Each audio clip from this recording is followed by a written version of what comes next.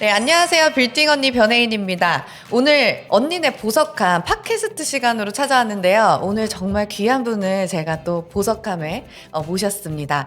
바로 전설의 벤츠 딜러, 벤츠 최단기 임원이 되셨던 윤미애 이사님을 모셨습니다. 안녕하세요. 안녕하세요. 반갑습니다.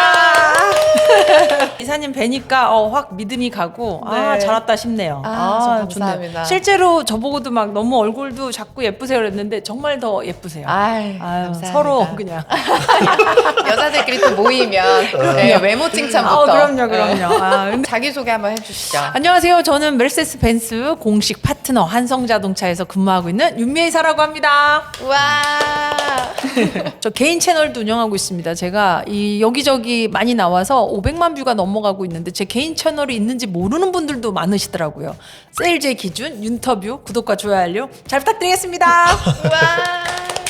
우리 희구 팀장님도 한번. 저도 빌딩 팔고 있는 공인중개사 이희구인데요. 저도 공만남이라고 하는 조그만 채널 운영하고 있는데 오늘은 두 분이서 열심히 수다 떠시는데 서포트할 수 있게 한번 역할 한번 해보도록 사장님도 하겠습니다. 따로 개인 채널이 있으시군요. 네, 조그맣게 하나 하고 있습니다. 오늘 이제 저희가 처음 뵀는데 사실 저는 그 이사님 책도 그 가진 게 지독한 분이라서 네네. 그 책도 있고 그리고 뭐 진짜 읽으셨어요? 갖고 오시면 제가 도장 찍어드리는데. 도장이요? 그럼요. 저는 사인이 아니라 도장이라 제가 기운이 굉장히 좋습니다. 오프 강의 갈 때마다 그 책에 도장을, 좋은 기운의 도장을 찍어드리거든요. 그래서 정말 치열하게 받으십니다.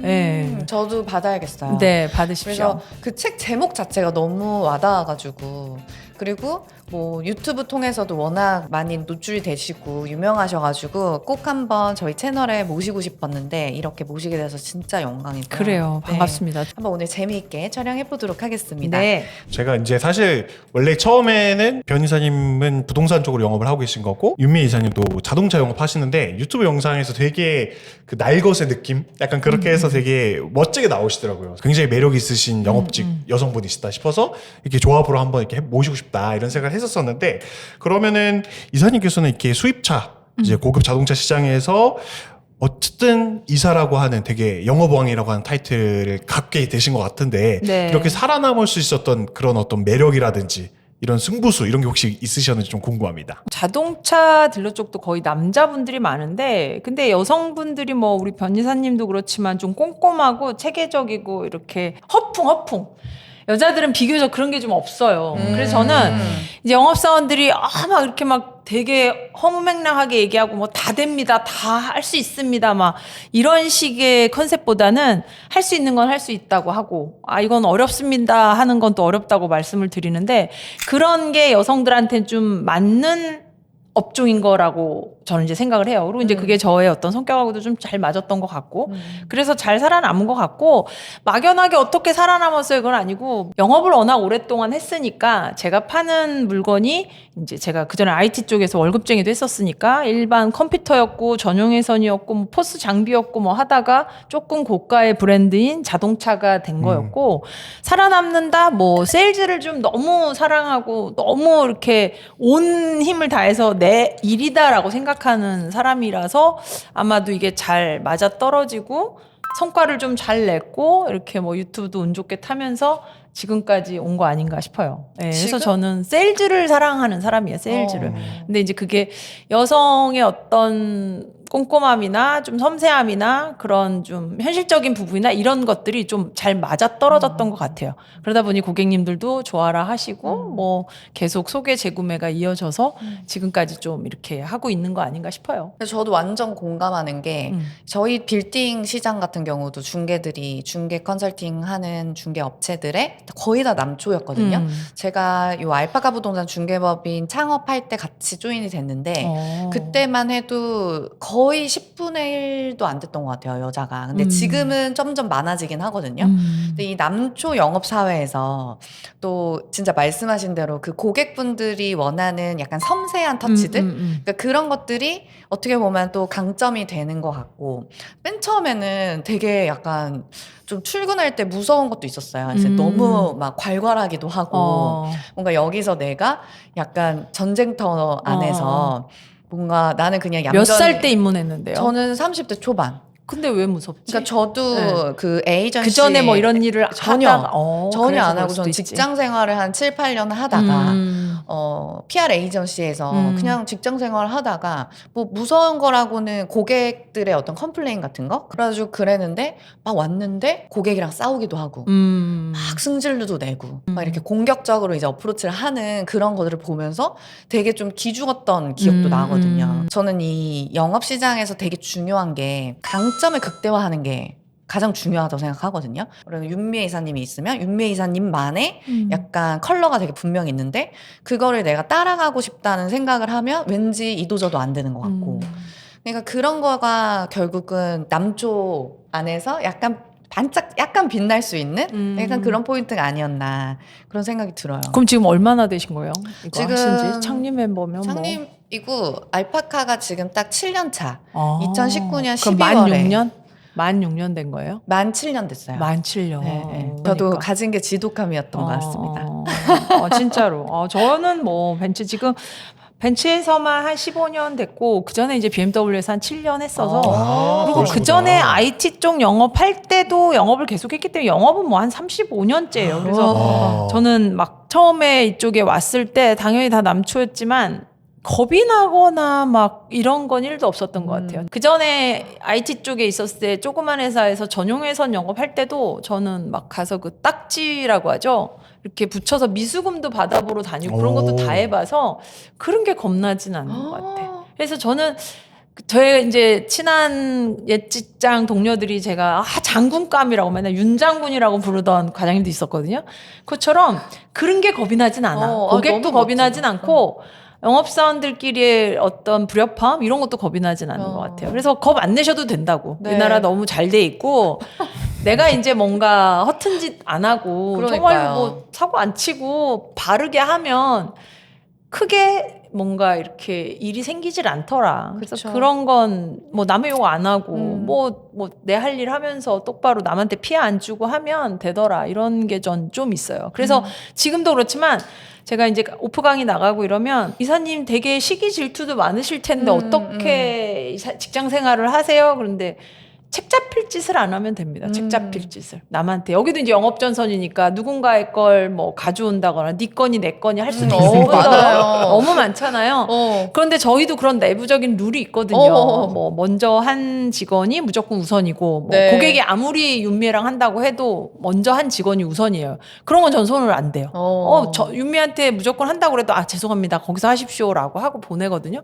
그런 것처럼 하지 말라는 거 안 하고 하라는 거 하면 크게 막 그렇게 불협화음이 생기지 않고 잘 되더라고요. 그래서 저는 저의 모토는 책 잡힐 짓 안 하자요. 조직에서는. 그래서 저는 여성분들이 세일즈를 하든 직장 생활을 하는 데 있어서 매우 중요한 거라고 생각해요. 그리고 영업하는 조직이라서 그것도 있고 여자래서 뭐 내가 뭐 이런 것도 또 그런 거 전혀 그쵸. 없고 뭐 네. 봐서 느끼시지만 너무 이제 보이시한 것도 있고 술도 잘 먹고 놀기도 잘 놀고 뭐 일하는 거나 체력이나 이런 걸 남자 여자로 구분해서 내가 여자 중에 제일 잘해 이런 말도 너무 싫어요. 저는 그냥 다 똑같은 거고. 거에서 내가 제일 잘해 이런 거를 좋아하지. 그렇죠. 그러다 보니까 여성분들도 저는 직장 생활을 하는 사람이면 뭐 애가 어떻고 집에 일이 어떻고 뭐 이런 것도 그렇고 똑같이 일을 해야 맞아. 똑같은 대접을 받는다는 생각을 했으면 좋겠어요. 네. 코스가 장난이 아니십니다. 진짜. 네네. 이 에너지가 그러니까 저는 그냥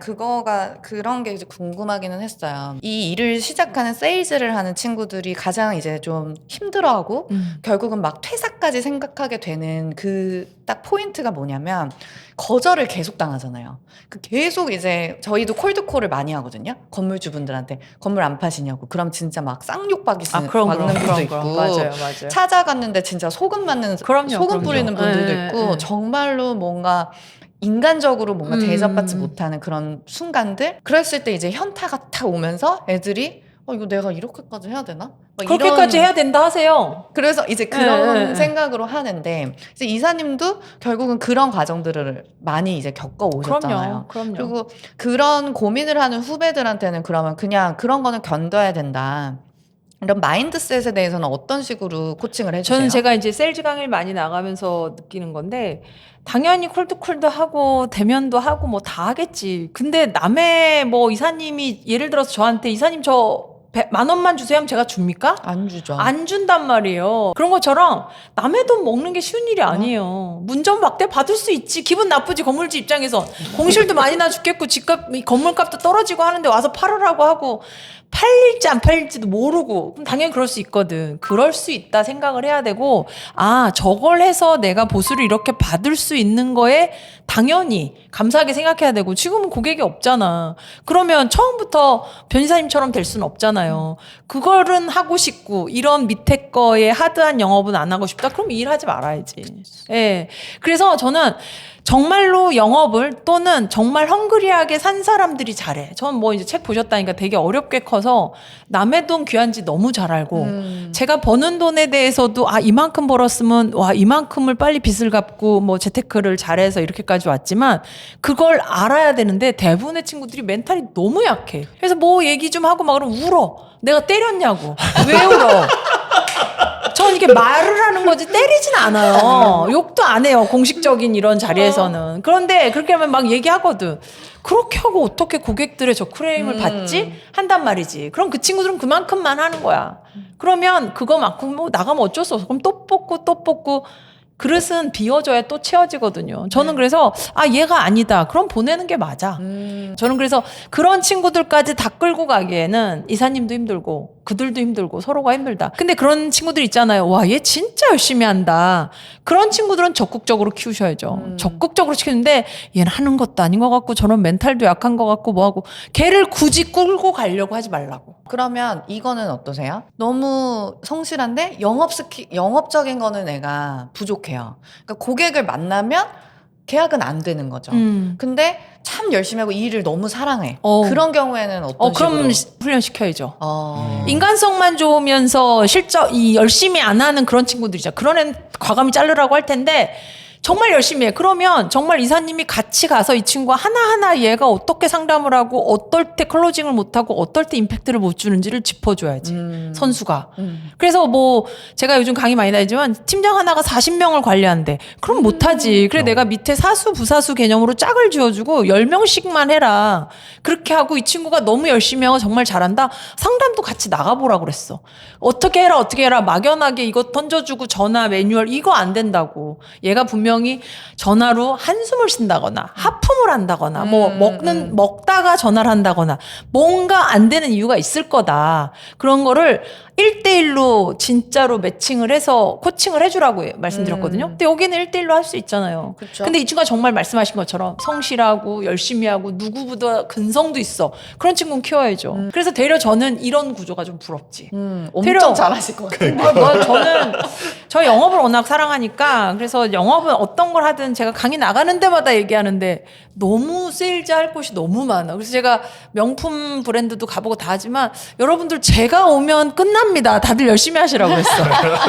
다단계든 뭐 네트워크 판매든 명품샵이든 뭐 부동산이든 저는 너무 잘할 수 있을 것 같거든요. 근데 제가 이제서 뭐 업종을 바꾼다? 뭐 그건 아닌 것 같고 부동산 쪽도 이건 뭐 언젠가는 하겠지라는 생각을 하지만 영업은 다 똑같다라는 걸 강의 나가면서도 더 느껴. 맞아요. 더 느껴.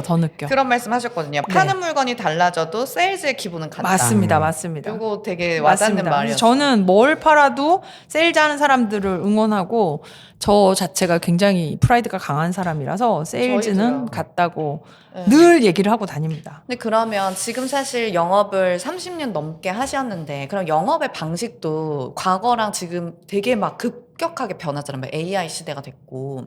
그러면 그런 거에 있어서 이렇게 영업 방식의 변화 이런 것들은 어떤 식으로 막 캐치하세요? 저는 고객들하고 워낙 이야기를 많이 해서 방법의 캐치보다는 그냥 저 하던 대로 해요. 뭐 저는 아예 이제 주소록 쓰는 거 이런 거 진직부터 뭐 구글 주소록을 써서 이용을 하고 있어서 그건 뭐 지금 10몇 년째 하고 있지만 그냥 계속 그렇게 하고 있어요. 그래서 뭐 AI다 넣어서 뭘 하다 뭐 그럼 물론 회사의 기본 고객 관리 툴이 있긴 하나 이제 그건 그거고, 그건 이제 회사에서 어쨌든 매출을 끊고 차를 내보내고 등등등의 행정적인 업무를 하려면 해야 되나, 개인적인 고객 관리 툴은 저는 구글 주소록을 써요. 캘린더하고 주소록을 써서 그걸 계속 쓰고 있고, 앞으로도 바꿀 생각 없고, 다만 그냥 데이터베이스가 많은데 저만을 위한 인포메이션을 만들고 있는 거예요. 그래서 고객 정보 뭐 넣고 뭐 해서 이 고객에 대한 히스토리를 제가 관리를 하고, 이 고객에 대한 뭐 정기점검이든, 저는 이제 자동차를 하니까 정기점검이든 보험 만기든 리스 만기든 금융 만기 등등등에 대한 고객이 이거 할 때 됐나라고 했을 때 제가 먼저 캐치를 해서 어프로치를 하는 그런 시스템을 제가 쓰고 있는데, 그걸 계속 쓸 것 같아요. 그리고 강의 나가서도 굉장히 얘기를 많이 하고 다니지만, 근데 그걸 하면 다 쫓아하지 않아요? 이제 그런 질문들도 하시더라고. 못해요. 그러니까 제가 워낙 꼼꼼하고 성실해서 맨날 가르쳐주고 해도 그걸 100% 하는 친구들이 없고, 하라고 해요, 저는. 그렇게 해서 너가 정말 잘 되면 너무 좋고, 전 주변 사람들이 다 같이 잘 돼야, 이사님이 잘 돼야 제가 또 이사님 저 이것 좀 어떻게 도와주세요 할 수 있는 거고, 맞아요. 이런 시장인데 어떻게 생각해요? 라고 얘기도 할 수 있는 거야. 근데 다 같이 잘 돼야지, 제가 되니까 이래야지, 이런 건 솔직히 없는 것 같아요. 우리 업계에서도 저는 잘 파는 사람들 다 너무 좋아하고, 제가 저래서 잘 파는구나, 저걸 좀 배워야겠구나라는 마인드거든요. 그러다 보니 저는 다 잘 되라고 이야기를 좀 많이 해요. 그래서 제가 이제 여기에 이제 경쟁사인 이제 그 회사에다 부동산 중개하시는 분들한테도 강의를 했었거든요. 진짜요? 그래서 이제 저라면 이렇게 해서 중개사를 이렇게 저는 할 것 같아요라고 그때 가서 막 브리핑을 해서 그렇게 할 것 같아요. 근데 이제 그게 경쟁사라 제가 구체적으로 말하기 좀 그렇고. 아니, 저희도 진짜 네. 한번 모시고 모셔야겠다. 싶어요. 네, 돈 주시면 네. 됩니다. 결혼은 하는 게 좋을까요? 우리가 영업직이어서. 좋은 남자 만나면 단입니다. 단. 무조건 좋은 남자여야 되는데, 그 좋은 남자 기준이 이제 너무 케바케니까. 이사님은 이상형이 어떻게 돼요? 이제 결혼을 하고 싶다고 하시니까. 일단 부지런한 사람. 자기 일이 확실하게 있는 그런 사람이고, 외적으로 또 중요하잖아요. 그러니까 저는 약간 키를 봐요. 얼굴보다는 어떤 약간 어깨. 허우대. 허우대. 그게 중요합니다. 너무 중요하다. 그거 예, 포기를 못 하겠어요. 예. 그래가지고 갑자기. 중요해. 그래가지고 중요해요. 일단 그 외모는 사실 그런 키와 허우대가 중요하고, 뭐 능력은 나이에 따라서 좀 다르지 않을까. 이제 저보다 오빠시면 이제 좀 능력이 중요할 것 같고, 이제 저보다 어리시면 이제 제가 또 어떻게 먹여 살려야죠. 오빠면 우선 연차가 많이 나는 오빠까지 가야 될 거고, 나이 어린 친구면 확 어려지거나 조금 비슷한데 허우대야 뭐 가져갈 수 있는데, 능력 있고 부지런한 이건 아닐 거고. 네, 그걸 다 가져갈 수는 없더라고요. 그럼요. 뭐 부지런한 사람, 뭐 착한 사람, 뭐 인상이 좋은 사람, 뭐 너무 좋아. 근데 결혼을 앞두고 있으니까 주변에다, 이제 이사님도 워낙 이렇게 유튜브도 하고 알려진 사람이라서 외모는 아마 그들이 찾아볼 거니까 됐고, 내가 이미 알려졌기 때문에 아주 구체적인 이상형을 요하는 게 맞습니다. 예를 들면 저 같은 경우는 말씀하신 대로 부지런해야 되는 건, 이제 직장을 좀 뭔가 상징적으로, 직장 다니는 사람들 그 나이에 상징적이잖아요. 직장 다니고 있어야 되고, 당연히. 그리고 저는 제가 방통대 나오고 전문대 나오고 방통대 나오고 공부를 어렵게 했다 보니까, 석사 박사 뭐 어렵게 했다 보니까 당시에는 4년제 나와야 되고, 그리고 남자분이 내가 영어 상고 나오고 전 야간을 나와서 영어를 되게 못하거든요. 영어가 딜레마인데 영어는 잘했으면 좋겠고, 해외여행이라고 가면 남편이 얘기를 해줘야 되잖아. 그렇게 되고, 저도 키 많이 따집니다. 허우대 많이 따집니다. 그래서 저는 제가 64인데 78 이상은 돼야 되고, 그리고 당연히 말라야 되고, 그래서 그렇게 저는 주변에다 굉장히 구체적으로 저의 이상형을 얘기하고 다녔어요. 전 지역까지 얘기하고 다녔어요. 전 경상도는 싫고 경상도 외의 사람, 그렇게 얘기를 했고, 장남 싫고 차남 또는 막내. 굉장히 구체적으로 와, 주변에다 이렇게 좀 소개팅 좀 해주세요. 저 사람 만나고 싶어요. 이렇게 되게 얘기하고 다녔거든요. 우리가 바쁘잖아요. 맞아요. 만나서 밥 먹고 술 먹고 하는 것도 시간이 아까워. 근데 기본적으로 그게 걸러져서 만나면 최소한의 시간으로 줄어줄 수 있거든요. 그리고 좋아하는 사람이 그 조건이 다 부합하니까 소개팅을 했을 거고, 이 사람이랑 나랑 잘 맞네? 그러면 뭔가 메이드 될 확률도 높고. 그래서 저는 이상형 중요합니다. 그렇게 해서 얘기해보고 사고가 맞고 결이 맞으면 결혼을 해도 좋다. 근데 이제 뭐 여자가 일을 하고 뭐 이미 이제 그럴 나이는 지났기 때문에 당연히 일을 하는 사람이잖아요. 그리고 그분도 그걸 알 거고. 그래서 세인의 가르침 거기 나와요. 이상형, 결혼할 사람에 대한 주율. 그거 이제 키도 있는 거고 외모도 있는 거고 그쵸, 저 사람의 그쵸. 체형도 있는 많은 맞아, 걸 맞아. 내포하는 거고 향도 있을 수 있고 말투나 뭔가 여러 가지에 대한 외모적인 거 그리고 그 사람의 인성 이런 걸 말하는 거거든. 다 말하는 거고 경제관념 너무 중요하잖아요. 그쵸. 나는 벌었으면 이달에 먹고 쓰자주의야. 아니면 이걸 차곡차곡 모아서 나중에 노후 대책을 해야 될 거야. 이런 기본 사고 그리고 이걸 살 때 난 비싸고 좋은 걸 오래 쓸 거야. 또는 나 그냥 짜불짜불한 거 그냥 여러 개 사서 계속 버리면서 쓸 거야. 등등의 경제관념이 맞아야 돼요. 완전 중요합니다. 완전 중요합니다. 네. 그래서 그거 아니어서 골로 가는 부부 너무 많이 봤기 때문에 그런 걸 보시고 아, 이 사람은 그런 걸 다 부합해. 그럼 하시는 게 맞고 내가 이 나이 먹도록 이런 정도는 양보해야 되나? 전 그건 아닌 것 같아요. 그럼 안 하니만 못해. 아니 주변에서 다 네. 너무 양보하라고. 아니야. 저는 그건 아닌 것 같아요. 그래서 평생 살 양보하기 거라. 싫거든요. 당연하죠. 그런 거 없으면 그냥 혼자 사는 거야. 굳이 지금은 결혼이 뭔가 필수는 아니잖아요. 연애하시면서 그냥 편하게 사는 게 맞고 저는 이렇게 막 그런 사람, 일단 우리 신랑 같은 우리 집사람 같은 남자를 만나면 너무 오케이. 근데 이제 개개인의 이제 개인 취향이니까. 예. 근데 이제 저는 그랬다. 그래서 젊은 친구들이 막 결혼을 하고 이제 여자 일하는 분들이 결혼 못하고 그런 정년기 너무 많은데 저희 고객님들도 골드미서들이 되게 많단 말이에요. 그래서 제가 소개팅도 많이 해드려요. 근데 제가 결론 낸 건 골드미스들은 비슷하거나 조금 위아래로 간격이 좀 좁은 남자를 찾아. 그 남자들이 골드미스를 하려면 굳이 근데 예를 들어 내가 38이야. 그러면 만날 수 있는 위로의 남자는 40대 중부터 5초까지 갈 거란 맞아요, 말이에요. 맞아요. 능력 있고 말씀하신 것처럼. 정말로 너무너무 괜찮고 관리도 잘 된 그런 사람인데 애가 있을 수도 있어. 예를 들면. 근데 얘가 너무 괜찮아. 그럼 전 그것도 나쁘지 않아. 그런데 그 남자들이 정말로 나보다 어린 여자를 그렇지. 좋아해. 그걸 말해요. 그 능력 있고 잘난 남자들이 뭐하러 38 만나? 그러니까. 아예 어리게 가는 거야. 그렇죠. 아예 어리게 가고 그래서 시장의 원리야. 당연하지. 어. 그러면 이제 어려. 나보다 좀 어린 애들이야. 30대 초중 남자애들. 그 애들은 또 여기에 너무 해. 그럼 얘네들은 내 성에 안 차. 얘는 아직은 이제 사회 초년이거나 이렇게 비슷하거나 그럼 얘네가 진짜 능력도 있어. 그러면 또 걔네들도 어린애를 찾고. 그쵸. 그러다 보니 30대 후반, 중후반 골드미스들이 너무 결혼하기 힘들어. 그래서 정말 자만추로 일하다가 만나거나 거래처로 정말 친해져서 이렇게 자연스럽게 만남이 되지 않는 한 결혼을 정년기에 딱 두고 내일 지금 결정사에 뭐 등록을 해서 한다? 안 돼. 쉽지 않은 것 같아요. 안 돼요. 그래서 저는 언제나 이제 그 친한 대표님, 너무 친한 대표님 내가 소개팅 엄청 해줬는데 나이 차이를 너무 어린 친구들을 맨날 찾길래 제가 한번 그랬어요. 아, 대표님 그렇게 어리면 대화가 돼요? 근데 저한테 명언을 남기셨어. 와이프랑 대화를 왜 합니까? 애 낳고 자기 내조해주면 됐지 대화를 왜 하냐는 거야. 전형적인 그냥 살림하고 애 낳는 그런 어린 착하고 이쁜 처자를 원하시는 거지. 그래서 내가 깨달음을 얻었지. 그래서 그 다음부터는 그냥 그분인데 되게 장가 잘 가셨어요. 나이 차이도 많이 나고 결혼하셨군요. 너무 잘하셨어요. 그래서 그 대표님 제가 소개를 많이 해드렸었는데 이게 그럴 수밖에 없구나. 그리고 골드미스들도 많아서 소개팅을 하려고 하면 안 맞아. 말씀하신 것처럼 눈도 높고 본인이 그리고 또 다 먹고 살고 이제서 무슨 시집살이 하고 머리 좀 벗겨지고 아저씨 배 나온 그런 사람들 만나는 것도 싫어하고 안 맞아. 되게 매칭이 힘든 힘들어. 구간에 있는 것 같아. 딱 힘든 구간이에요. 아예 힘든 그래서 구간이야. 키 큰 연하남으로 그냥 포커스를 딱. 연하남 근데 키 큰 연하남이면 걔 키워야 되잖아. 키워- 근데 우린 또 못 키우니까 그런 애들. 키우기로 마음을 최근에 좀 먹은 것 최근에 마음을 같더라고요. 먹었어요. 한번 키워보자. 네, 네, 그래서 우린 못 키워서. 요즘 연하가 미래다. 그런 어떤 생각을 갖고 있습니다. 네. 어쩌다 이 얘기를 우리는 아니야. 얘기가. 아니야, 이런 얘기 좋아해요. 이런 거 너무 조회수 웃기다. 나올 겁니다. 그래서 결혼은 꼭 그런 사람하고 해야 된다. 그럼 이사님은 MBTI가 어떻게 되세요? ESTJ입니다. ESTJ. 네.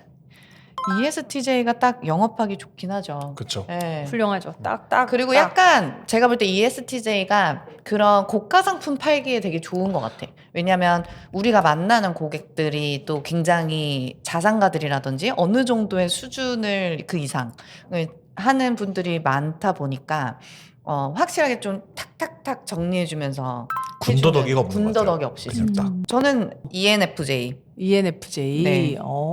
F. 근데 요즘 또 TJ가 나와요, 일할 때는. 일할 땐 TJ, 성향은 완전 F. 막 울고. 저는 약간 울고 계속하고. 감성이 굉장히 풍부합니다. 그게 이해가 안 되는. 저는 앞뒤가 똑같은 T라서 앞이나 뒤나 몇 번을 해봐도 똑같이 나옵니다. EST. 그리고 대부분 저는 잘 맞추시더라고요, 사람들이. 네. 저랑 일해본 사람들도 그렇고 영상 보고 막 워낙 많이들 물어보셔서 다 ESTJ죠 이렇게 물어보시고 많이 그러셔서 저는 앞뒤가 똑같습니다. 그래서 웬만한 거 이렇게 상처 잘 안 받고 이렇게 듣고 이렇게 흘리는 스타일이에요. 네, 근데 그럼에도 불구하고 그래도 기억에 남는 뭐 그런 일들이 있을 거 아니에요. 뭐 진상. 진상이든 뭐 고객을 만나든 하면서 약간 그런 경험 같은 게 있으세요? 근데 워낙 뭐 고객님들이야 다 천차만별이고 어떤 손님은 또 힘들고 저런 손님 안 되겠지만 그런 고객들이 없을 수가 없죠. 그렇죠. 뭐 더 저보다 훨씬 더 고가의 건물을 매매하시니까 더 하시겠지만 저는 언제나 이 고가의 상품에 대한 크레임은 그분의 눈높이에 안 맞췄을 때 아주 사소한 거라도 그분이 저에게 뭔가 시야를 제기하죠. 그걸 근데 이거 정도면 그냥 해도 되는 거 아니야? 라고 하는 것들이 그분들한테는 싫은 거거든. 근데 이제 그런 건 너무 자잘해서 뭐 그걸 진상이라고 표현 좀 그렇고요. 그냥 그런 사소한 문제들로 빈정이 상해서 뭔가 이의 제기를 하는 경우가 대부분이다. 그래서 그런 걸 다 일반 영업하는 분들로 봐서는 막 힘들어 하는데 저는 그럴 수 있다라는 주의라 고객이 막 힘들어서 이런 건 기억이 잘 없어요. 물론 뭐 어디 영상에서도 뭐 인도 거부한 고객 얘기하고 제가 영상도 찍었지만 그 고객하고도 또 잘 지내서 언제나 저는 고객은 왕이다라는 게 아주 박혀 있어요. 그럴 수 있다요. 고객은 그럴 수 있다요. 근데 이제 그런 것들을 제가 많이 경험을 해보니까 그럴만해. 제가 이제 뭐 부자 코스프레가 아니라 제가도 그렇거든요. 이거 이렇게 예를 들면 탁송 아저씨가 저희는 이제 차니까 이동을 할 때 탁송을 보내고 한단 말이에요. 퀵 아저씨라부터. 그럼 협력업체들이 제 전화번호를 줘서 퀵 아저씨들이 여기 어딘데요? 막 이러고 전화하는 거 저 되게 싫어하거든요. 전화도 많이 오는데 바빠 죽겠는데 내가 퀵 전화까지 받아야 돼? 그래서 늘 그들한테 제가 비서 전화번호를 준단 말이야. 비서한테 전화. 그럼 그 협력업체들이 사소한 거지만 놓치는 거야. 그냥 제 전화번호를 주는 거지. 그런 거에 되게 예민해요. 근데 별거 아니잖아. 받을 수 있어. 그런데 저는 제가 뭔가 일을 이렇게 하는 거고 그 친구들이 뭔가 서비스를 해야 되는 입장이면 그런 것도 저는 사소한 어떤 그쵸. 실수라고 생각하는데 우리 고객님들도 충분히 그럴 수 있다고 보는 거야. 얼마 전에도 고객님, 변호사님이 화를 내시는 거야. 대리기사가 차를 가지러 갔어. 저쪽 썬팅 업체를 가지러 갔어. 근데 그 썬팅 업체에 간 탁송 기사가 우리 변호사님한테 차 어딨어요? 그러고 전화를 잘못한 거지. 그거 갖고 나한테 막 뭐라 그러셔서 제가 죄송합니다. 변호사님 정말 죄송합니다.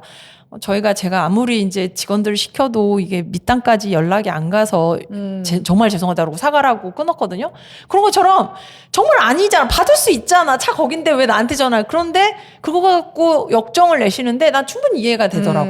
나도 싫으니까. 그래서 그런 걸 진상이라고 표현하는 게 아니라 저는 그럴 수 있다라는 생각이 좀 커요. 제가 그러니까 나라도 기분 나빴을 거다. 바쁜 사람들인데 그거 전화 받아서 뭔가 스트레스가 되는 것도. 그래서 진상보다는 저는 그냥 사소한 것들까지 굉장히 뭔가 요구를 하시고 이렇게 해줬으면 하는, 그래서 그분들이 그렇게 자산가가 되신 거고 저희 차를 탈 수 있는 분이구나라는 생각을 해요. 그래서 그런 것까지 제가 맞춰주니 고객님들이 만족하고 또 사고 하는 거 아닌가. 그래서 고객님들이 뭐 여기저기에서 인도 거부 고객이든 뭐 이렇게 얘기는 하지만 실질적으로 그렇게 그분들이 진상이다라는 느낌은 제가 안 들어요. 좀 까다로운 고객님. 네, 느낌인 예민하신 거죠. 분들, 네. 예민한 고객님들이라고 보는 맞아요. 거고 제가 그만큼 까다롭기 때문에 그럴 수 있다라고 그럴 수 생각하는 쪽이에요. 예, 제가 그렇거든요. 예, 배워야겠네요. 예, 저 되게 그럴 수 예, 저 되게 까다롭거든요. 음. 그래서 저는 언제나 나라면 이런 생각을 하기 때문에 그래서 그걸 또 해결하고 그런 분들한테 뭔가 이렇게 채워줘서 만족을 드리면 그분들 다른 데 못 가시거든. 맞아요. 이렇게 해주는 애가 얘밖에 없거든. 그런 거에 대해서 더 자부심을 가져요. 나의 어떤 경쟁력, 뭐, 네네. 저의 필살기, 그런 진짜 꼼꼼함, 진짜 고객이 입안에 혀처럼 하는 거를 고객들이 알아주시고, 다른 데 가서, 너만한 애 없더라, 라고 와서 다시 뭔가 저랑 딜을 할 때 보람을 느끼기 때문에, 그렇지 않은 것 같아요. 그래서 다들 뭐 제 손님 보면 다 야 대단하다 이러는데 저는 좀 비교적 예, 괜찮습니다. 저도 최근에 들었던, 그러니까 칭찬에서도 되게 기억에 남고 참 자부심이 느껴지는 그런 말들이 뭐냐면, 제가 다른 데서도 건물 사봤는데 역시 다르시네요. 뭐 이런 말들 있잖아요. 소문이 그냥 소문이 아니었네요. 막 이런 것들. 근데 진짜 그런 칭찬 한마디가 거의 막 한 3개월 버티게 해주는 당연하죠. 것 같아. 그걸로 다시 또 일을 하게 하고 네. 그런 말에 막 이렇게 막 어깨가 올라가고 만병통치약이잖아요. 만병통치약. 도파민. 도파민 팍팍 터지고 막 일을 잘했다, 뭐 영업 잘했다, 뭐 너무 감사하다 이렇게 생각해죠. 그리고 정말로 진심 어리게 고객을 위해서 하나라도 더 알려드리고 더 해드리려고 하잖아요. 맞아요. 정말 진심으로. 정말로. 그래서 저는 맞다. 이런 게 서로 다 영업이거든. 그 고객도 잘하는 거야. 잘 사람을 다루는 거야. 그렇죠. 그러니까 그분들이 그래서 자산간 거야. 그래서 얘는 이렇게 하면 더 잘하래야라는 걸 아시는 거거든. 그렇게 경험을 많이 했기 때문에. 그래서 저는 자동차 하면서도 너무 많이 느끼지만 뭐 이사님네도 더 많이 느낄 것 같아요. 예, 그럴 것 같아요. 그래서 진상 고객은 딱히 뭐 이렇게 짚어낼 정도는 없다. 예. 그러면 실례지만 이사님은 몇 년생이세요? 저 75년생이에요. 어. 네, 나이 많아요. 네. 근데 진짜 관리가 너무. 네, 맞아요. 그러니까 저는 사실 인생은 관리다. 그럼요. 기분 관리, 네. 시간 관리, 돈 에너지 관리, 돈 관리, 뭐 외모도 관리해야 되는 거고. 그런 거에 대해서는 어떻게 하세요? 진짜 바쁘시잖아요. 그런 와중에 이제 운동하고 뭐 1일 1팩 하고 그리고 가능한 좋은 생각 그리고 가능한 좋은 거 그리고 술도 좀 덜 먹고 그렇게 하죠. 그리고 다이어트를 끊임없이 하고. 예. 그래서 그거는 당연히 이제 해야 되는 거고 그렇다고 영업사원들이 다 그러냐 그건 아니고 이제 저의 개인적인 어떤 좀 호리호리해야 되고 뭐 나이보다는 좀 어리게 봐야 되고 나를 이렇게 뭔가 시키고 일을 주는 분들이 제가 나이 먹어서 부담스럽다 또는 제가 좀 굼뜨지 않을까 이런 식의 이미지를 갖지 않기를 바라는 거죠. 그리고 저는 외모 지상주의입니다. 그래서 되게 외모가 중요하다고 생각하는 사람이고 세일 잘하는 사람은 특히나 이왕이면 다 엉치마라는 말이 왜 있겠어요. 저는 옛말이나 어른들 말 되게 듣는 사람이거든요. 우리가 어디 가서 물건을 사고 어디 가서 뭐를 먹더라도 그분이 되게 환한 미소에 되게 좋은 인상과 깔끔한 이미지면 훨씬 말하는 것도 더 잘 들리고 맞아요. 눈도 더 맞추게 되고 눈이 즐겁고 그렇잖아요. 그거는 다 맞아요. 인지상정이라 너무 그러다 보니 관리를 당연히 해야 된다는 거로 너무너무 인지를 하죠. 엄청 뛰시더라고요. 네, 마라톤 합니다. 마라톤 하고 요즘 이제 헬스도 하고 근력 운동 위주로 하죠. 네, 나이가 이제 먹어서 근력이 자꾸 빠지니까 근육은 빠지는데 근력은 키우자주의라 뭐 저희 사무실이 6층이고 집이 8층인데 다 계단으로 다닙니다. 네, 그건 한참 됐고 달리기는 하고 일주일에 그래서 3번 이상은 운동을 2시간 이상씩 하죠. 우와. 네, 근데 거의 일주일씩 하는데 요즘 너무 바빠서 이번 주 그래서 오늘도 끝나고 가서 운동을 하려고 하는데 이번 주 못했어요. 너무 바빠서. 아니 왜 이렇게 바쁘죠? 다 이사님이 잘나서 그런 걸 어떡해요. 너무 바빠요. 그래서 제가 이렇게 그냥 아무 생각 없이 가서 러닝 뛰고 영상 하나 보면서 러닝 뛰는 게 너무나 큰 즐거움인데 그걸 못 하고 있습니다. 저도 최근에는 이제 운동을 되게 열심히 올해부터 하는데 이게 보니까 일이 너무 바쁘고 힘들면 운동이 기다려지더라고요. 그러니까 그 시간이 쉬는 시간이 되는 어떤 그런 순간이 오더라. 그래서 저는 운동을 되게 가기 싫어하고 힘들어 했었는데 올해가 운동이 너무 재밌어요. 요즘 또 트렌드에 민감해가지고 또 뛰어보려고 여기저기 뛰는데 저는 좀 지구력이 약하다. 저는 단기에 좋은 것 같아요. 학교 다닐 때도 이렇게 단기 시험에 강했지 이렇게 긴 롱텀 테스트는 내가 잘 힘들었었고.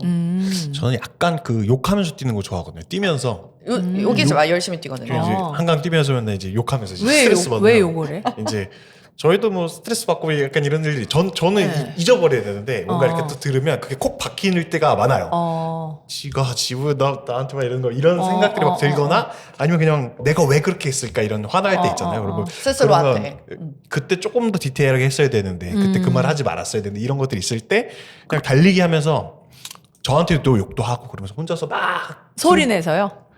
약간 그럼 지나가는 사람들 좀 오해하겠다. 그러니까. 이 정도까지는 아니어도 이렇게 노래 들으면서 노래 들으면 이제 좀 제 목소리는 작게 나오잖아요. 그래서 아이씨 이러면서 싹 뛰고 땀 쫙 빼고 그다음에 음료수 한 잔 마시고. 그러면 근데 그게 효과가 있어요. 옛날에도 보면은 엄마가 맨날 이렇게 설거지 하시다가 가끔씩 이렇게 혼잣말. 하시잖아요. 그러니까 그런 효과가 있는 거지. 맞아요.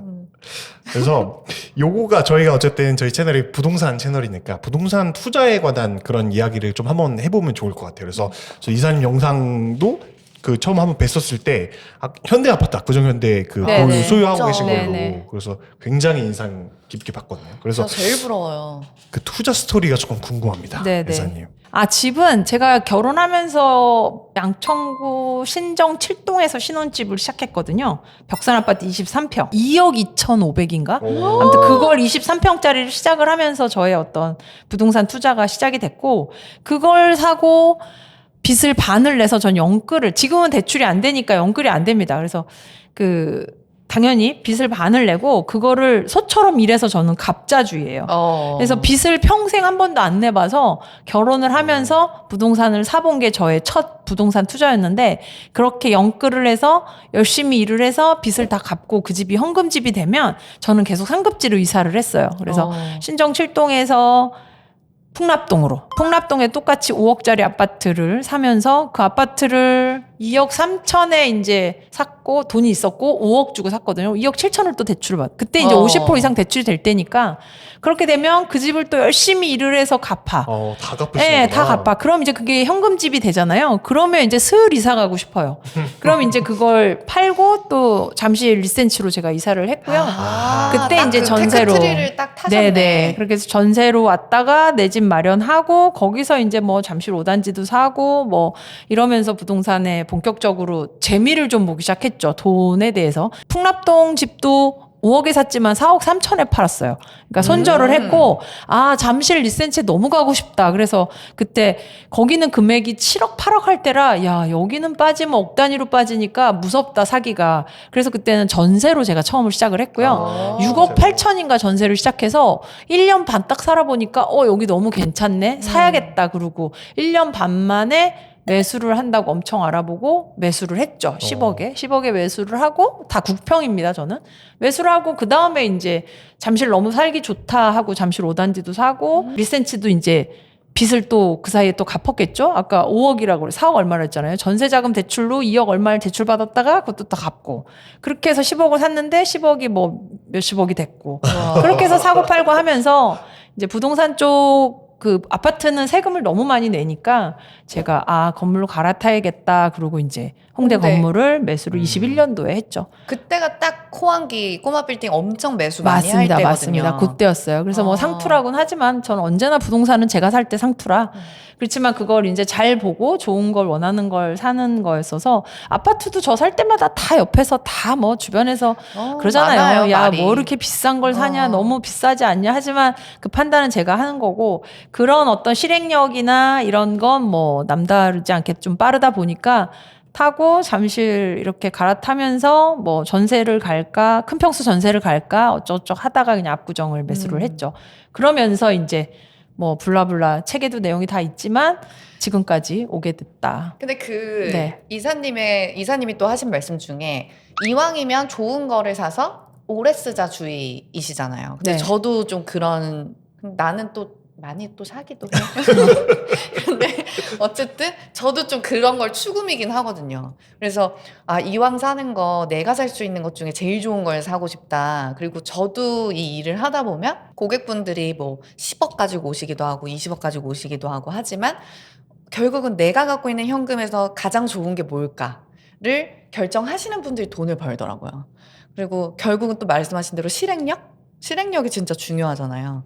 근데 부동산은 워낙 이게 그 거래세도 또 있고 인생에 걸쳐서 사실 여러 번 이렇게 이사님처럼 여러 번 경험하는 사람들이 잘 없죠. 생각보다 없어요. 그럼요, 당연하죠. 당연하죠. 근데 이제 막 이거를 우리가 뭐 약간 요즘은 존중받지 못하는 사회 같은 느끼긴 했는데 저는 사실 그런 자산을 이뤄나가신 특히 부동산으로 자산을 이뤄나가신 분들은 정말 큰 리스크들을 다 감당하면서 오신다고 생각하거든요.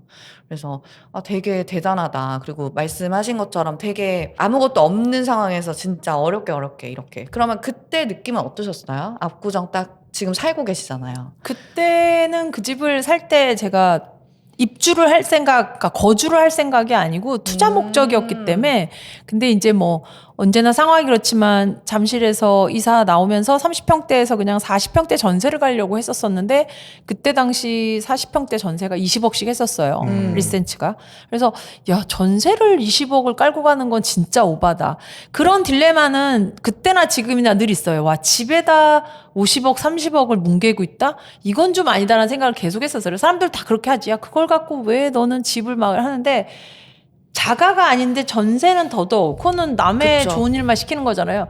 그때 딜레마를 했었고 말씀드렸듯이 저는 전세도 나름 시스템 에어컨이 있어야 되고 방향은 남향이어야 되고 몇 층 이상이어야 되고 제 나름의 요구 조건이 있었는데 전세가 뭐 내 입맛으로 되나 안 되잖아요. 그래서 부동산에 많이 알아보고 했는데 매물 자체도 없었고 시기적으로 매물도 없었고 그냥 내 집 들어가자 이렇게 된 거예요. 그래서 뭔가 제가 큰 뭐 이 그림을 보고 막 내가 압구정에 가서 뭐 살아서 이 재건축 그런 거 1도 없었고 리스텐츠 전세를 가려고 했는데 입맛에 맞는 게 없었고 제 집에 제가 전세로 거주하는 조건으로 계약을 했었는데 매수인 분이 내가 들어올 거니까 너 나가 이렇게 해서 계약 기간을 못 채우고 전세가 먼저 빠진 케이스였어요. 그래서 제가 저 결혼하고부터 늘 자가로 살다가 전세를 처음 살아봤던 거지. 그러면서 톡톡하게 집주인의 행세를 내가 당한 거지. 그래서 그때 좀 뭐 속된 말로 좀 빡쳤죠. 내가 돈이 없어, 뭐 집이 없어. 그렇고 부동산 사장님도 내 어떤 컨디션을 다 아니까. 그래서 내가 짜증나네. 그냥 내 집 들어가자 이러고 그때 이사 나가는 시점과 전세가 없고 이러면서 그냥 압구정에 그냥 내가 다 인테리어 해서 나오자 이렇게 됐던 거예요. 잘 맞아 떨어졌던 거지. 그쵸. 그래서 그때는 내가 어떻게 저기 가서 살아 주차도 힘들고 복도식에 저걸 어떻게 집도 좁고 그리고 우린 아줌마도 있어서 방이 아무튼 등등등 너무 문제가 많았었는데 집주인 행세하는 그 아저씨 덕에 이사를 한 거예요. 이사를 한 거고 그때 아마 또 전세가 입맛대로 있었으면 전세를 갔을 거야. 리센츠 전세를 갔을 거야. 내가 아까 말한 그런 류의 조건이 준한 집이 있었다면. 근데 그런 집이 또 없었을 뿐더러 고민한 찰나에 그냥 내 집 오자 이러고 남편, 애들 다 반대하는 걸 무릅쓰고 왔죠. 보통 아이들이 있고 아이들이 초등학생이나 학생인 집들은 이런 결정을 못 해요. 아이들 학교 때문에. 그걸 근데 다들 어떻게 우리 애들도 당연히 다 가기 싫다고 하지. 그리고 애들이 봐서 뭐 여기가 압구정이 재건축 알게 뭐야 애들 입장에서. 너무나 열악한 환경의 집인데 그래서 임장이란 표현 그렇지만 야 여기로 이사 올 거야 왔다가 우리 딸내미 얼마나 입이 이만큼 나왔나 몰라. 몇 살이었어요? 그때가 중1 이제 올라갈 아, 때죠. 네, 중1 어렵구나. 올라오고 둘째는 3학년으로 전학할 때였으니까 둘 다 입이 이렇게 났었어요. 그게 몇 년도인가요? 제가 지금으로부터 6년 전이니까 몇 년도예요? 2000년대. 2020년. 네, 그래서 그때 왔죠. 그래서 아. 아이들 둘 다 반대하고 신랑도 반대하고 다 반대했는데 그냥 그 아저씨가 귀인이신데요. 귀인이야. 네, 그래서 그분 때문에 완전 진짜 왕을 빡쳐서 막 너무 화났었지 그때 막 대놓고 아직은 싱글이라 잘 못 느끼지만 아직도 우리 사회가 여자랑 뭔가 이렇게 하는 게 결정권이 아니다라고 생각하는 게 있어. 그래서 그때도 당연히 제가 키맨이잖아요. 우리 신랑하고만 계속 얘기를 하려고 하고 중개인 분도 여성분이셨거든요. 거기를 막 되게 대놓고 그쪽 중개인한테도 막 뭐라 그러면서 우리 남편하고만 얘기를 하려고 해서 내가 그때 완전 열이 받아서 선생님 지금 제가 돈이 없어 이기는 게 아니라고 그리고 저는 이거 분명히 이렇게 해야 된다고 제가 다 이겼죠. 저 안 해도 되고 위약금 물어도 되니까 그럼 안 하겠다고. 그래서 되게 강하게 나갔어요. 근데도 똥오줌 못 가리고 그렇게 하길래 내가 그냥 되게 강하게 얘기를 했지. 내가 그거고 내가 결정하면 우리 집은 하는 집이고 지금 뭔가를 잘못 알고 계시는데 저 하나도 아쉬울 게 없다고 열받아서. 그래서 그때 그러면서 이제 제가 많은 걸 취하고 나왔지만 그때 이제 열이 받아서 이렇게 이사 오게 된 거거든요. 와. 그러니까 저는 이것도 다 세일즈라고 생각을 해요. 제가 부동산도 거래를 많이 해봤지만 중개인분들이 못하는 분들이 너무 많아. 맞아요. 너무 많아. 그래서 저는 네. 와, 진짜 이렇게 못하는데 어떻게 먹고 살지 하는 사람들이 너무 많아서 되게 좀 안타깝거든요. 그래서 저는 복비도 되게 깎습니다. 거의 아파트 같은 건 저는 지금 너무 아파트는 쉽게 사는 사람이라 여러 가지 요소만 있으면 이제 워낙 사고 팔고 많이 해봐서 대놓고 복비를 깎는다고 되게 많이 얘기해요. 물론 중개 하시는 분들한테 죄송하지만 그 사람이 얼만큼 내가 이익이 되게 정말 훌륭한 중개를 했냐인데 아파트 같은 건 솔직히 매물 보고 가서 쥐고 있는 사람이 그냥 매수하고 하는 거잖아요. 근데 일련의 일들을 처리하는 걸 보면 아, 이 사람이 돈을 벌 자격이 있나 싶게 하는 정말 흔히 말해서 날로 먹는 사람들이 많단 말이야. 그런 경우는 전 대놓고 그냥 되게 깎는다고 얘기를 해요. 그렇게 하지만 건물도 물론 건물이야 뭐 단위가 다르니까 그런데 아파트는 그랬었어요. 그래서 아 정말 이렇게 하고 먹고 사는 사람들 보면 참 대단하다 이런 생각을 하면서 아 내가 우리 고객들한테 더 잘해야지. 내가 이런 건 더 짚어서 우리 고객들한테 더 어드바이스를 해줘야지라는 어떤 배움도 있었죠. 그렇죠. 그래서 저는 네.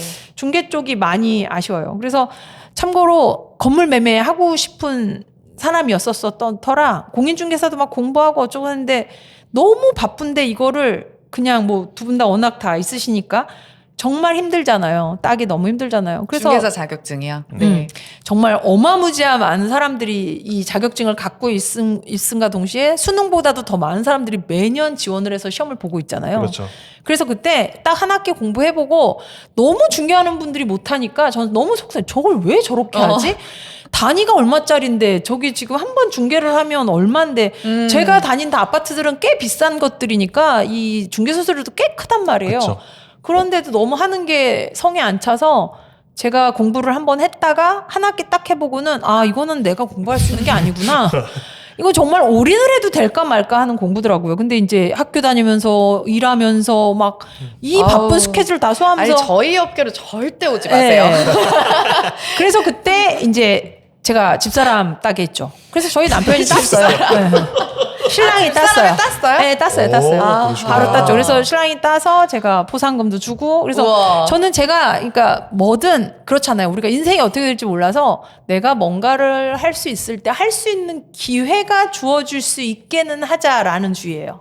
그래서 이제 뭐 비교적 운전면허 같은 거 저 대형면허까지 있거든요. 그래서 오. 우리 아이들도 면허를 따면 요즘 다 2종 오토를 딴단 말이에요. 우리는 무조건 1종 일종부터. 따게 할 거란 말이에요. 일종이죠. 일종이죠. 네, 아. 일종 보통을요. 우리 남편들 중에 저도 당연히 대형면허가 아, 있으니까 우와. 딸한테도 우리 딸은 그건 모르지. 야, 처음이니까 다 똑같아. 어차피 일종으로 따야 혹여나 뭐가 할 수 있을 때 내가 할 수 있는 선택지가 많아지는 게 얼마나 행복해요. 그래서 공인중개사도 같은 맥락이야. 내가 뭐 이렇게 해서 전향을 하거나 하면 아, 내가 선택할 수 있는 직군의 하나의 선택지가 있다는 거에 즐거움인 거지. 그쵸. 네, 그래서 지금 이 많은 중개사 어저께도 우리 남편 친구 지인이 이걸 공부를 하고 있다길래 그걸 따면 뭐하냐 영업력이 없는데 이 수십만의 공인중개사들이 다 먹고 살기 힘들어서 그냥 장농 중개사로 갖고 있는 사람이 얼마나 맞아요. 많은데 오빠 이거는 다 영업이야 영업 우리야 내가 하면 될 거지만 그 사람 잘 생각해보라고 그러라고 영업력이 없는데 무슨 그쵸, 힘들어요. 중개사 자격증만 갖고 뭘 할 거냐고 저희 업계도 진짜 치열하고 아 너무너무 치열한 걸 너무너무 그리고 알죠. 딱 말씀하신 것처럼 이제는 옛날처럼 이제 주먹구가 아니고 그럼. 이제 그 집값이 너무 많이 오르면서 중개보수가 비율대로 하니까 이제 많이 가져가니까 이제 이사님처럼 생각하시는 분들이 많아지는 거죠. 그러니까 그 중개보수의 가치에 대해서 생각하시는 분들이 많아졌고 그래서 저도 이제 제 영상에서 이거 중개인들이 굉장히 각성하고 전문성을 길러야 된다. 정말 라고 말씀을 많이 드리는데 우리 윤미 이사님을 화나게 하면 안 됩니다. 어. 네. 이쪽으로 넘어오시기 때문에. 그 큰일 납니다. 이제 여기서 이제 화나셔가지고 내가 아쉬워서 내가 이제 중개하겠어 이렇게 하는 순간 아니에요. 그 약간 업이 이제 있는 지금 거고 어려워지기 네. 때문에 업이 다들 있는 각성하시고 공부하시고 아 진짜 네. 너무 못하는 분들 너무 많아서 그래서 저는 직업병이라 어디 가면 맞아요. 이렇게 선수분들 만나는 거 너무 좋아하거든요. 잘하는 업종마다 잘하는 선수들이 있잖아. 그럼 너무 와 박수를 치거든. 근데 아닌 분들이 너무 많아. 그냥 날로 먹고 막 이름값 하는 데서 날로 하는 거 보면 그렇지 않아. 돈을 지불하는 사람의 입장에서는 많은 걸 요구할 수 있는 거고 지불한 것만큼의 기대와 서비스를 그쵸. 하거든요. 근데 그거를 뭐 해다 나 안 할래 뭐 하고 못 해먹겠다 잃어버리고 전 이거 못 하겠습니다. 이런 거는 저는 아닌 것 같아요. 그게 단가가 높아질수록 맞아요. 더우. 근데 아닌 이런 마인드 갖고 있으면서 야 그냥 하지 말라 그래 막 이런 거 난 너무 안타까워. 그럼 안 하면 그냥 계속 그냥 그러고 있는 거거든요. 근데 또 운 좋으면 또 좋은 사람 만나서 또 하겠지. 그럼 딱 그만큼인 사람이야. 맞아요. A부터 Z까지 다 아우러야 정말로 이렇게 올라갈 수 있는 거고 그런 건데 저는 욕심이 없어요. 그럼 할 수 없고 그건 할 수 없는 거고 저는 영업하는 사람이라서 어디 가면 얘기 많이 들어요. 어렸을 때부터 꼬마 때부터 너 그렇게 욕심이 많니? 욕심 없는데 왜 영업을 해?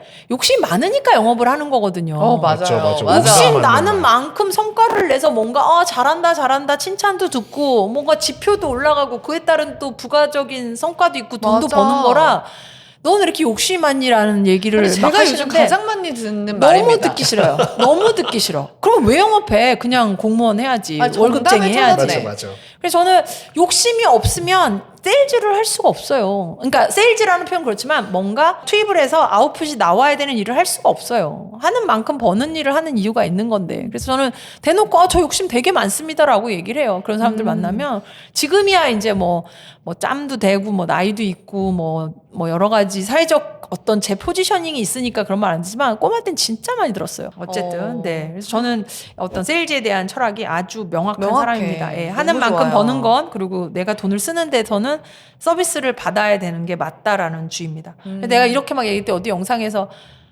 진상 나보고 댓글을 그렇게 썼더라고요. 그래서 네네 하고 사실이니까 저 그래서 어디 가면 그러니까 저를 좀 뭔가 고객들 그러니까 제가 뭔가 사러 갔을 때 이걸 맞춰서 하는 사람들이면 정말 잘하는 사람들이에요. 제가 눈높이가 너무 높아서 내가 이만큼의 돈을 지불하는데 쟤 왜 저렇게 하지? 그러면 저는 너무 거래를 안 하게 되는 것 같아요. 그리고 뭔가 더 스탠다드가 높으실 것 같아요. 너무 왜냐면 높아요.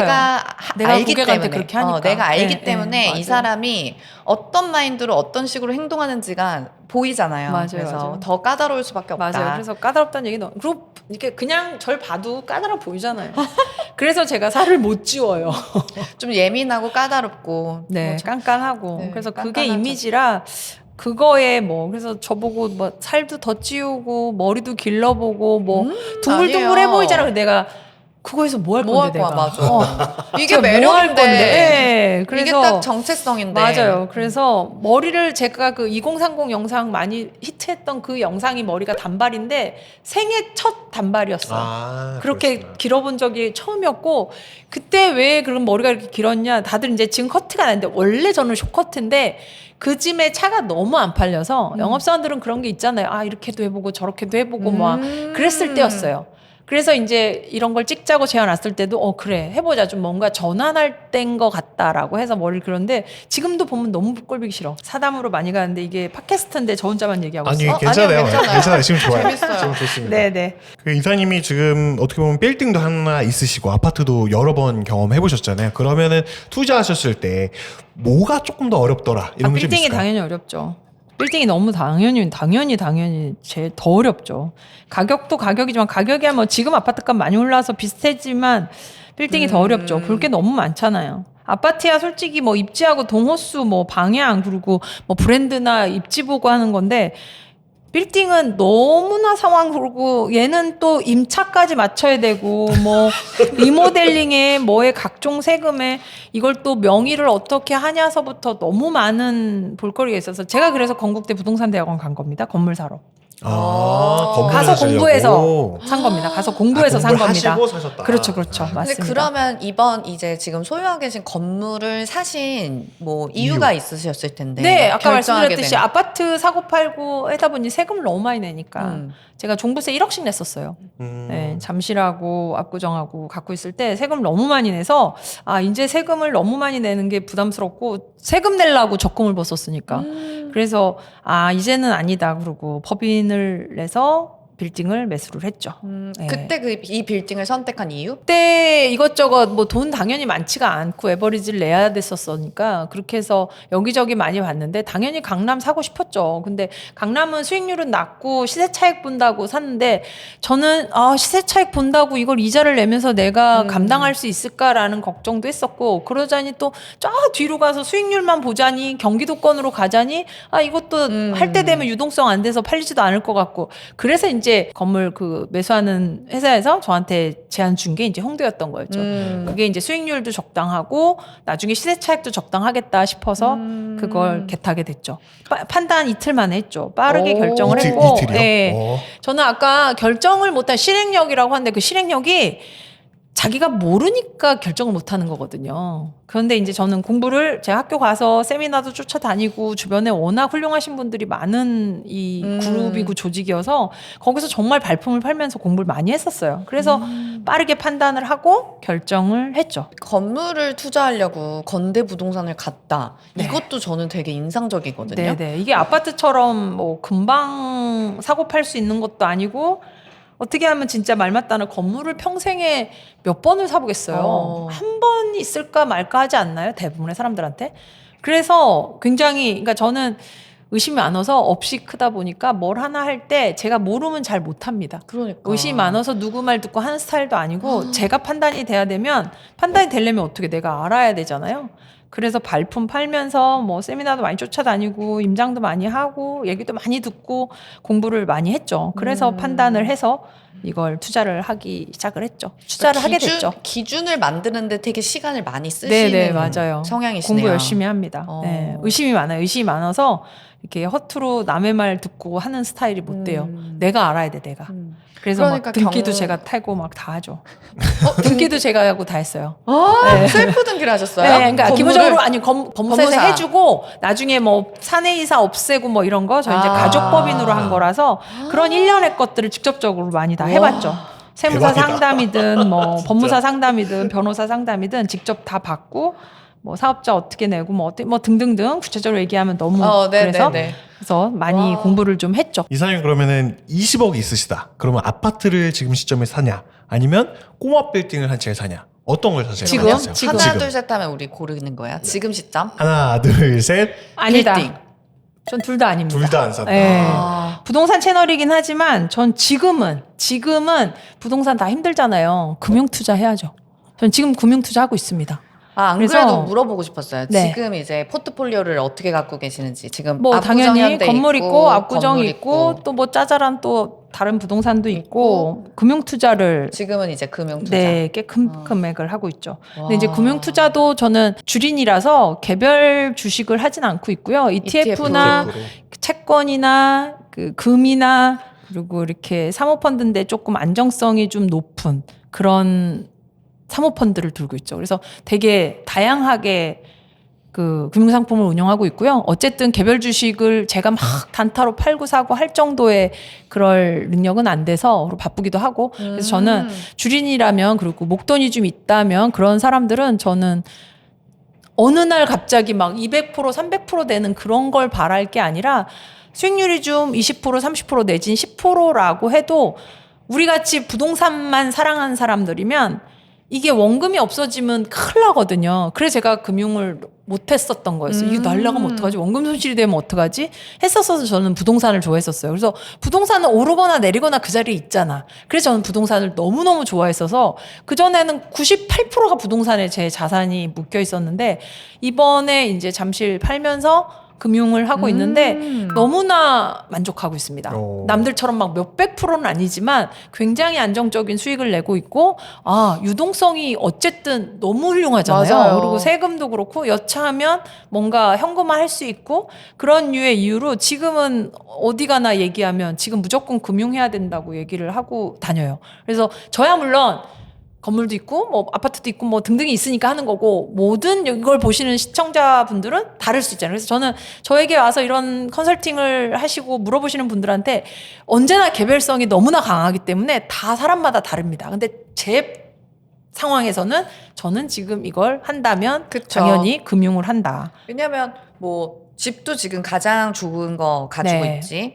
그리고 홍대 거 있으니까 네네. 뭐 금융으로 딱 하는 게 밸런스는 진짜 맞는 것 네, 같아요. 네, 맞습니다. 그래서 제가 빌딩 중개사라서 빌딩이라고 한 건 아니고 오해하지 마시고 그냥 저는 빌딩이라고 하셔야죠.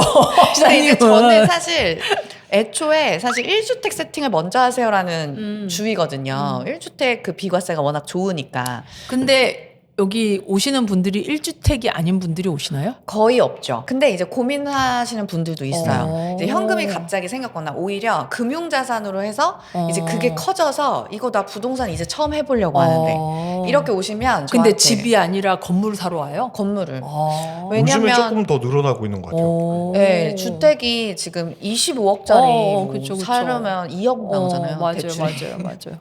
그러니까 내가 현금 20억 가지고도 사실 반포 못 들어가거든요. 뭐 반포는커녕 뭐 요즘 지금 주요 지역 잘 못 들어가니까 그러다 보니까 이제 건물 쪽으로 오시는 분들 레버리지가 여전히 가능하고 그러면서도 여전히 시장이 좀 열려 있는 그런 형태인데 이제 이사님 말씀하신 것처럼 건물을 워낙 신경 쓸 게 많기 때문에 이제 그런 거를 좀 그 고객분들이랑 되게 오랜 시간 좀 얘기를 많이 하면서 매입까지 가시는 것 같아요. 그러니까 일일비 한다고 그 사람한테 건물부터 사라고 하지 않으시는 게 아마도 또 찾아오는 비결 아닌가 싶네요, 이사님한테.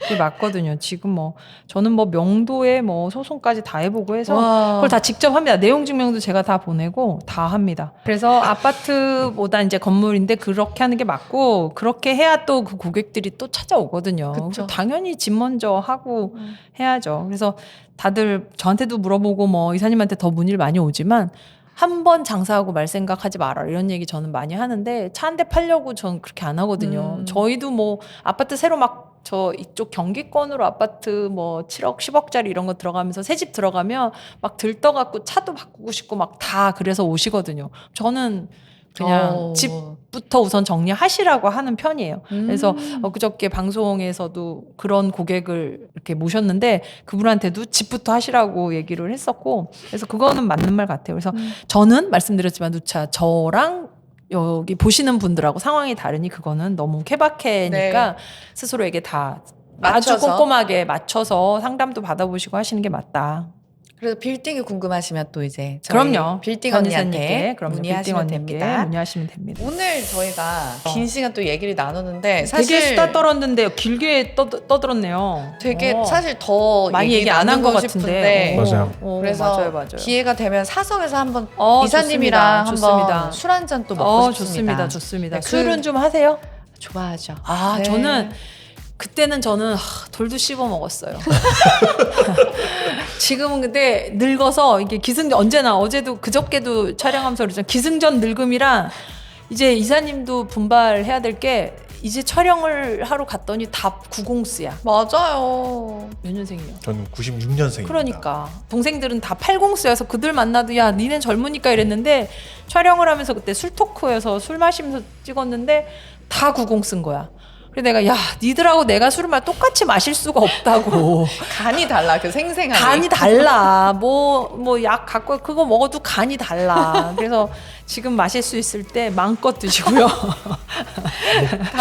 모서리로 한번 갑니다. 모서리에서 저 봤다고 하시더라고요. 다음번에는 한번 좋습니다. 또 좋습니다. 바쁘시겠지 한번 제가 한번 좋습니다. 자리를 한번 마련해 보도록 하겠습니다. 좋습니다. 그렇게 하시죠. 저희 고정 댓글에 네. 우리 더보기에 대표- 꼭 링크 해주시면 링크 남겨주시면 올려주시면 네. 감사하겠습니다. 많이 뭐 부응이 되고 조회수 나오고 했으면 좋겠습니다. 그런데 이제 워낙 뭐 부동산 용어로만 얘기를 한 건 아니어서 조회수가 나올 줄 모르겠지만 그래도 아니요 너무 네네. 재밌는 얘기 네네. 그리고 몇 가지 이제 좀 제가 배웠습니다. 네 그리고 이제 이상형을 선포하라. 콕 집어서 찍어서 콕 집어서 선포하라. 맞습니다. 이거 매우 당장 중요합니다. 실천하도록 하겠습니다. 싱글이라고 하시니까. 네, 오늘 윤미애 이사님과 정말 시간이 가는 줄 모르고 수다를 떨어봤습니다. 오늘 영상이 재밌으셨다면 좋아요, 구독, 알림 설정 잊지 마시고 댓글도 남겨주시면 영상을 운영하는 데 큰 힘이 됩니다. 네, 여러분들 모두 부자 되세요. 안녕. 안녕. 부자 되세요.